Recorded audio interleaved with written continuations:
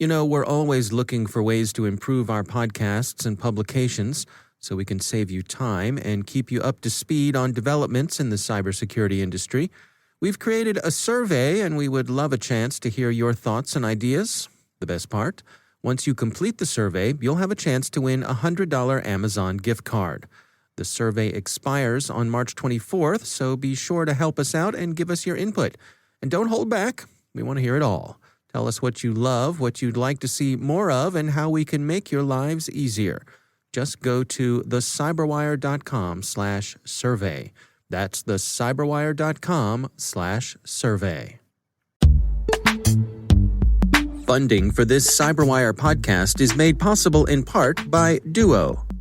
While remote work has been on the rise for years now, the recent rapid expansion of work-from-home culture presents new security challenges. It's Duo's mission to make application access more secure for organizations of all sizes. Duo's modern access security is designed to safeguard all users, devices, and applications so you can stay focused on what you do best. Give your organization the peace of mind that only complete device visibility can bring. Visit duo.sc/cyberwire to sign up for a free 30-day trial. And we thank Duo for sponsoring our show.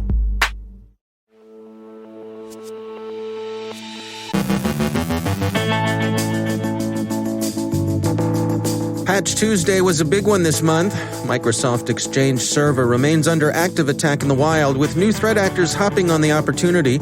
Russia denies it had anything to do with the SolarWinds incident and says the kinds of U.S. response that the word on the streets tells them are under consideration would be nothing more than international crime. Activists strike a blow against cameras. Joe Kerrigan has thoughts on Google's plans for third-party cookies. Our guest is Kevin Coleman from the National Cybersecurity Alliance on how educators can better protect students' privacy during distance learning sessions. And police in the Low Countries sweep up more than 100 cyber crooks.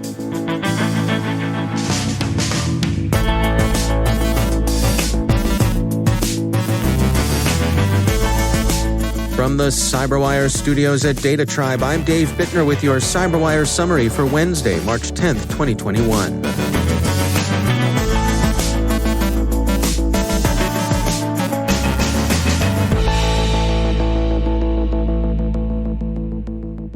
Yesterday's Patch Tuesday was a big one. Microsoft, who's been urging users to patch Exchange Server, pushed fixes for 89 vulnerabilities, 14 of which Redmond rated critical. These are in addition to last week's out-of-band patches for the actively exploited Exchange Server flaws. Adobe patched its Connect, Creative Cloud, and FrameMaker products. CISA's summary yesterday indicated 21 security upgrades or mitigation for industrial control systems. Patch Tuesday aside, a great many Exchange Server instances remain unpatched and open. Recorded Futures record puts the tally at more than 46,000. It's not just Hafnium either.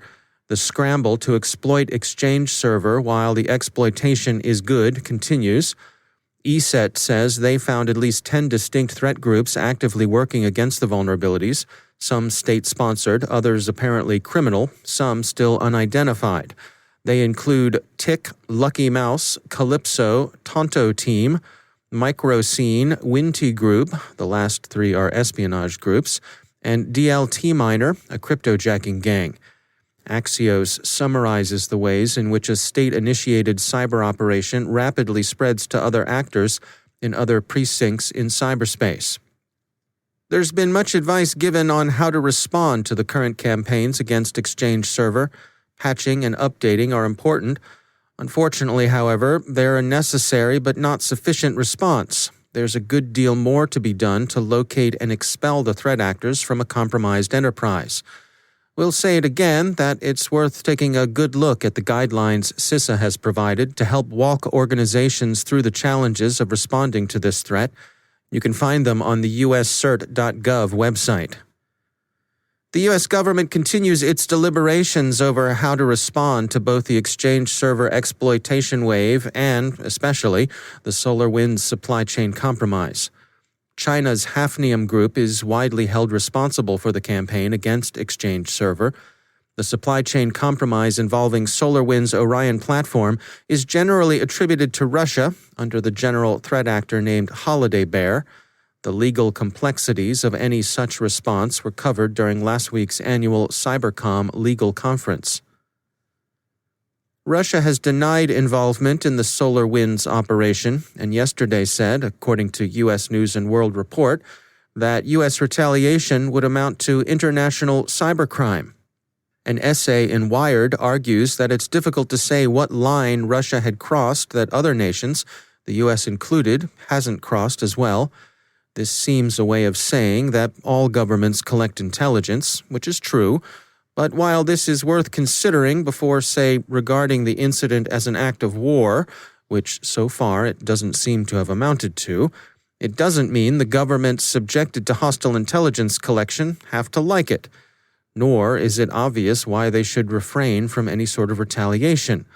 The range of options would seem to include, from most to least assertive, disruption of hostile intelligence services networks, what the kids at Fort Meade call defending forward, economic sanctions, indictment and prosecution of spies, declaring diplomats persona non grata, closing consulates, canceling exchanges, and so on.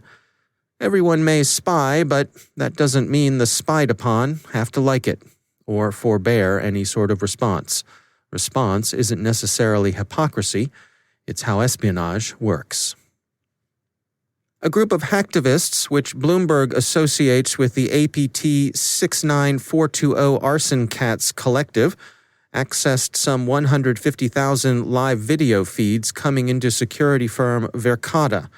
Bleeping Computer says a representative of the group, one Tilly Cotman, a reverse engineer for the group of hackers, told its reporter that the Arson Cats gained access to the cameras using a super admin account for Verkada. They found the credentials and exposed DevOps infrastructure. Some high-profile companies, Tesla and Cloudflare among them, are said to be among those whose feeds were compromised, but most of the organizations affected were smaller operations, including not only small businesses, but jails, schools, churches, pubs, museums, and so on. The Arson Cats say they're interested in exposing pervasive surveillance to help create a better world and to have fun while fighting for it. Their efforts to save people from the totalitarian implications of churches, schools, museums, and small businesses trying to protect themselves from property crime will no doubt be welcomed by all who go to school, attend church, visit museums, like to patronize these small businesses in their neighborhoods, or have a drink in the local bar. Besides, property is theft anyway, right? Right? Didn't we hear that somewhere in a lecture one time or another? At any rate, Newsweek reported this morning that the Arson Cats representative had been suspended by Twitter, which is true. Their account is indeed down. Twitter offered no explanation, but Newsweek thinks it likely that the particular rule Cotman broke involved a prohibition against posting hacked material. One of the final tweets read in the spirit of John Lennon's Imagine, "What if we just absolutely ended the surveillance capitalism in 2 days?" Tesla and others say no real damage was done. What effect the Arson Cats' propaganda of the deed had on various mom and pops it afflicted remains unclear, but it's probably not good. At any rate, imagine, right? And finally, police in Belgium and the Netherlands have taken down an encrypted chat platform they say was much favored by cybercriminals. They shut down Sky ECC, a company they infiltrated last month. In coordination with the takedown, they also made more than 100 arrests in sweeps they called, respectively, Operation A-Limit and Operation Argus. The record says that a lot of EncroChat customers are believed to have migrated to Sky ECC after EncroChat's proprietors, feeling the heat, absconded and closed down. Other companies that once provided criminals with encrypted comms are said to have included Enetcom, PGP Safe, and Phantom Secure. In fairness to Sky ECC, the company has issued a press release in which they dispute what's being said about them. For one thing, they say the police didn't compromise them, but rather a cloned site that was spoofing their brand. And they take strong issue with media reports that characterize them as the platform of choice for criminals. As they put it, SkyECC has a strict zero-tolerance policy that prohibits any criminal activity on its platforms. Quote, SkyECC users and authorized distributors are expressly prohibited under the terms of service from using or distributing a SkyECC device for any illicit, illegal, or criminal use. Any accounts used for criminal activity are immediately deactivated, end quote. And they say that they haven't been taken down, only disrupted, and that they're back up and in operation. So take that, coppers.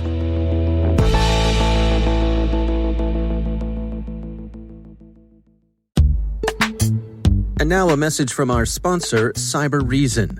If you're a defender fighting to protect your organization from the dark forces of cyber attackers, it might seem attackers have the advantage. To win, they only need to be successful once. As a cyber defender, you must be successful in ending attacks every single time. CyberReason reverses the attacker's advantage. They put the power back in your hands. Their future-ready attack platform gives defenders the wisdom to uncover, understand, and piece together multiple threats, and the precision focus to end cyber attacks instantly on computers, mobile devices, servers, and the cloud. Wherever your organization is being threatened, CyberReason is ready to win the battle against cyber attacks, with you and for you. Join them and the world's leading companies. Together, we are the defenders. CyberReason. End cyber attacks. From endpoints to everywhere. Learn more at cyberreason.com.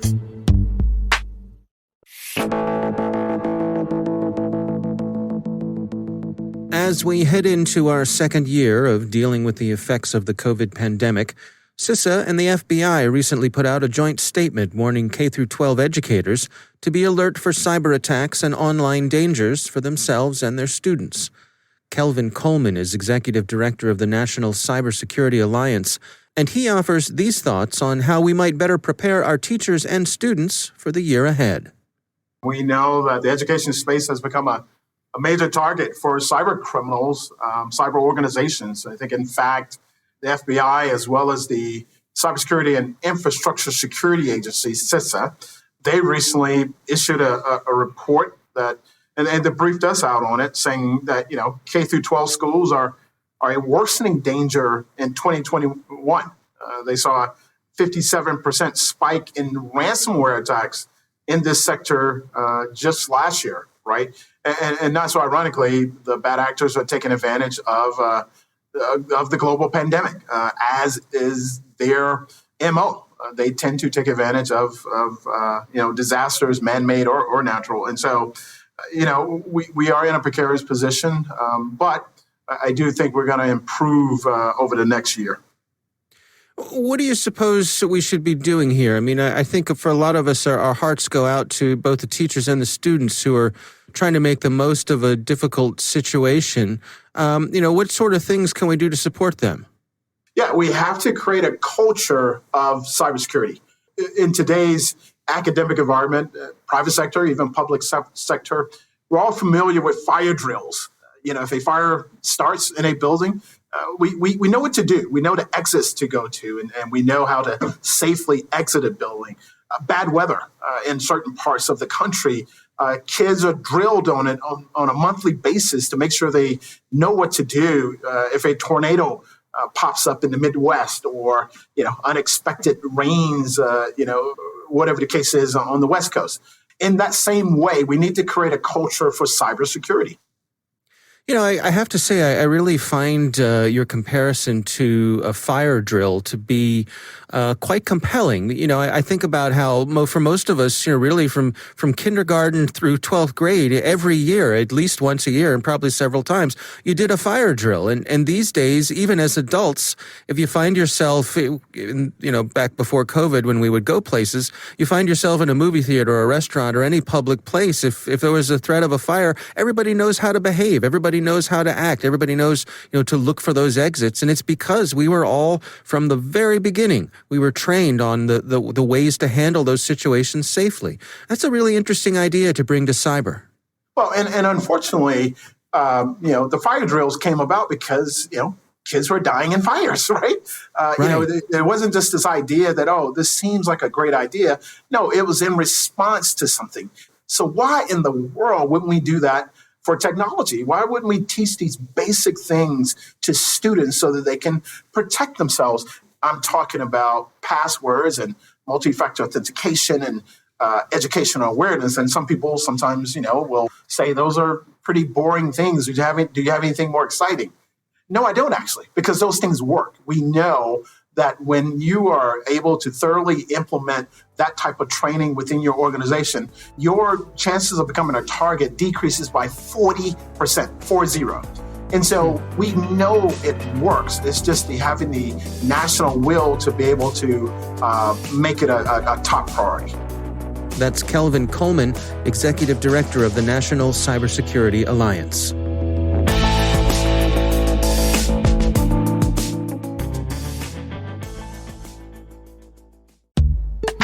It's time to take a moment to tell you about our sponsor, Recorded Future. If you haven't already done so, take a look at Recorded Future's Cyber Daily. We look at it. The CyberWire staff subscribes and consults it daily. The web is rich with indicators and warnings, but it's nearly impossible to collect them by eyeballing the internet yourself, no matter how many analysts you might have on staff, and we're betting that however many you haven't got enough. Recorded Future does the hard work for you by automatically collecting and organizing the entire web to identify new vulnerabilities and emerging threat indicators. Sign up for the Cyber Daily email to get the top trending technical indicators crossing the web. Cyber news, targeted industries, threat actors, exploited vulnerabilities, malware, and suspicious IP addresses. Subscribe today and stay ahead of the cyber attacks. Go to recordedfuture.com/cyberwire to subscribe for free threat intelligence updates from Recorded Future. And we thank Recorded Future for sponsoring our show.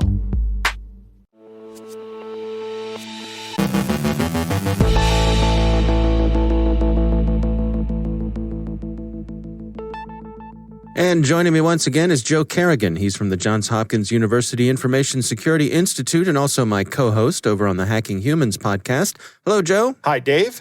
Interesting story. This comes from the Wall Street Journal, and it's titled, Google to Stop Selling Ads Based on Your Specific Web Browsing. There is more to this than meets the eye, right, Joe? There's a lot more. There's a lot of moving parts in this story. Okay. So if we start from this first story with the Wall Street Journal, from the Wall Street Journal, it says that Google is moving away from third-party cookies. And this has been a long time coming. We've seen other things like this happen with Apple getting rid of their advertiser ID or not getting rid of it, but making it so that users have to opt in to share it with other people, other services like Facebook. Google is been the last browser to get rid of third-party cookie tracking in their browser, and they're not going to start doing that till 2022. But because their browser is not going to do it, they're actually going to stop doing it themselves, stop using these third-party cookies in their as a method of tracking people. And some advertisers are saying this is good for the user because it's going to have give them more privacy, and then other advertisers are saying this is Google being too heavy-handed, and some are saying we've been preparing for this for about 10 years. There's another article here in the Wall Street Journal called Google's User Tracking Crackdown Has Advertising Bracing for Change. And that's where you're seeing the comments from the advertisers. But Google walking away from third-party cookies and stopping the use of third-party cookies is not the privacy move that it seems. Brent Cyphers over at the Electronic Frontier Foundation is talking about what's next, because Google doesn't want to stop tracking you. And if you think about, remember, if we talked about the Facebook issue with Apple not letting them have their Facebook ID or their Apple advertising ID unless they ask for it. And I said at that point in time that Facebook is still going to track you across all their apps and everything they own, which includes WhatsApp. They had that privacy or the update to the WhatsApp terms and conditions that they kind of backed off of. They're on. They own Instagram. They own Facebook. They're still tracking you and building a model of you inside of their services. And it looks like Google is trying to do the same thing. But the problem here is that Google is the leader in the web browser market. They have the largest share of web browsing. this article from Bennett Cyphers talks about a Google proposal called the Federated Learning of Cohorts, or FLoC, right? And this is a browser add-on or capability or feature, if you will, that has. I love that Bennett puts privacy or quotes around this. That says the privacy sandbox, and they say it will be better than the world we have today. But Google has gone to the WC3, which is the standard bodies for the web, and in the Web Advertising Business Group, which is a group within the WC3, primarily made of ad tech vendors, they have been proposing a bunch of technical standards to go into FLoC, which include things like pigeon, turtle dove, sparrow. They're all bird names. Very cute. Yeah, Alfred Hitchcock fans are not put at ease by this naming decision, but that's all right. Neither am I.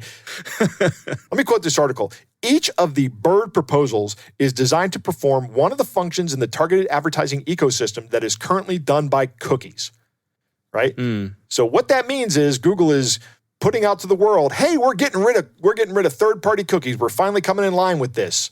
But keep using our web browser because that's where we're tracking you now. Yeah, we have cupcakes. Right. You're going to love it. Yeah. Of course, users can get around this by going to something like Firefox or Brave or some other privacy-centered browser. Yeah. It's interesting to me in the Wall Street Journal article, they quote Jonathan Mayer, who's a professor of computer science at Princeton University. He says, these are proposals that read like a company that's under enormous regulatory pressure and is trying to find a last-minute plausible compromise to stave off regulation. They've done the easy stuff and they haven't done the hard questions. Right. I think that's an interesting insight. I think it is. Here's my concern with this, and one of my primary concerns with regulation is if the regulations are written in such a way that they ban something like third-party cookies, they still don't ban Google from doing this kind of tracking in something that's their own software product, right? And I don't know that they should do that. Google produces the Chrome web browser, so what they do with that web browser is really up to them, and the users make that decision. The web is everybody's, I would say. The web is almost like the airwaves. I like to think of the web as the airwaves, and that should be, or the internet as a whole as the public airwaves. It's something that everybody should have access to, and you're talking about not being tracked on the internet just because you're using the internet. That everybody can get on board with. But if you're going to agree to use my piece of software that I provide you, either for free or for a fee, I'm not so ready to agree to not being tracked, to not allowing Google to track people using that, because there are other options out there for people, and they have to make that decision. Yeah. I suppose you could say it's more sporting to have people opt in than opt out. I would agree with that 100%. I think that's a better ethical stance, is to have people opt in. And there is no better way to have people opt in or opt out than by using different software. Yeah, absolutely. All right. Well, interesting stuff for sure. Joe Kerrigan, thanks for joining us. It's my pleasure, Dave.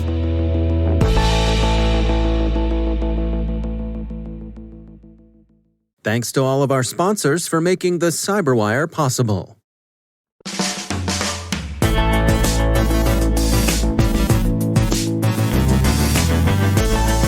And that's the CyberWire. For links to all of today's stories, check out our daily briefing at thecyberwire.com. And for professionals and cybersecurity leaders who want to stay abreast of this rapidly evolving field, sign up for CyberWire Pro. It'll save you time and keep you informed. It lasts a good long time. Listen for us on your Alexa smart speaker, too. The CyberWire podcast is proudly produced in Maryland out of the startup studios of Data Tribe, where they're co-building the next generation of cybersecurity teams and technologies. Our amazing CyberWire team is Elliot Peltzman, Peru Prakash, Kelsey Bond, Tim Nodar, Joe Kerrigan, Carol Terrio, Ben Yellen, Nick Valecki, Gina Johnson, Bennett Moe, Chris Russell, John Petrick, Jennifer Iben, Rick Howard, Peter Kilpie, and I'm Dave Bittner. Thanks for listening. We'll see you back here tomorrow.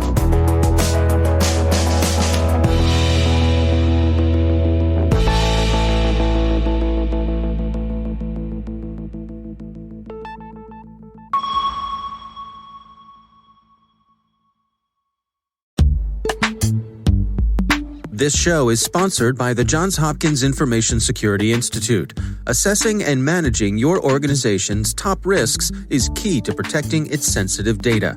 Join Ankura and Johns Hopkins Information Security Institute for the 7th Annual Cybersecurity Virtual Conference for Executives to discuss the do's and don'ts of risk management with industry leaders and other cyber professionals. Join us on 3 consecutive Wednesdays in March 10th, 17th, and 24th. Learn more at isi.jhu.edu.